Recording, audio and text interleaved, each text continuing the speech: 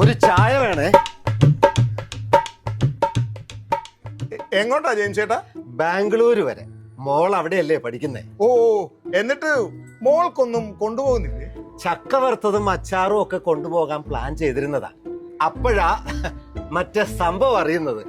ഏത് സംഭവം? ഓ, ബാംഗ്ലൂർ പഠിക്കുന്ന മോളെ കാണാൻ പോയ അച്ഛനെ MDMA കേസിൽ കർണാടക പോലീസ് പിടിച്ച് അകത്തിട്ടില്ലേ? അത് തന്നെ. ഇല്ല, ഞാൻ അറിഞ്ഞില്ലായിരുന്നു. എങ്ങനാ സംഭവം?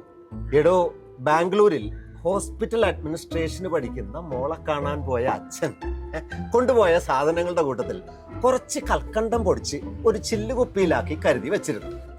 ചെക്കിങ്ങിനിടെ കൽക്കണ്ടം MDMA ആണെന്ന് പറഞ്ഞ് കർണാടക പോലീസ് അയാളെ പിടിച്ച് അകത്തിട്ടു. അയ്യോ, അതെന്നാ ഒരു സംഭവം ജെയിംസ് ചേട്ടാ? എന്നിട്ട് ഒടുക്കം എങ്ങനായി? 51 ദിവസം ജാമ്യം കിട്ടാതെ അയാൾ ജയിലിൽ കിടന്നു. ഒടുവിൽ രാസപരിശോധനാ ഫലത്തിൽ കൽക്കണ്ടം MDMA അല്ല എന്ന് തെളിഞ്ഞപ്പോഴാണ് അയാളെ പുറത്തു വിട്ടത്.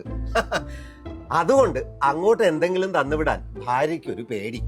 അല്ല, അന്യനാട്ടിൽ ചെന്നേ നമുക്ക് എന്തെങ്കിലും സംഭവിച്ച ആരാ ഉള്ളത് സഹായിക്കാൻ? ഞാനൊന്ന് ചോദിച്ചോട്ടെ ജെയിംസ് ചേട്ടാ, നമ്മുടെ നാട്ടിൽ ഇപ്പൊ ഏത് കോഴ്സ് പഠിക്കാനും കോളേജുകളുണ്ട്, എല്ലായിടത്തും സീറ്റും ഉണ്ട്. പിന്നെ എന്തിനാ ഈ കർണാടകയിലും ആന്ധ്രയിലും ഒക്കെ പോയി പഠിക്കുന്നത്? ഞാനും ഇതേ അഭിപ്രായക്കാരനാ.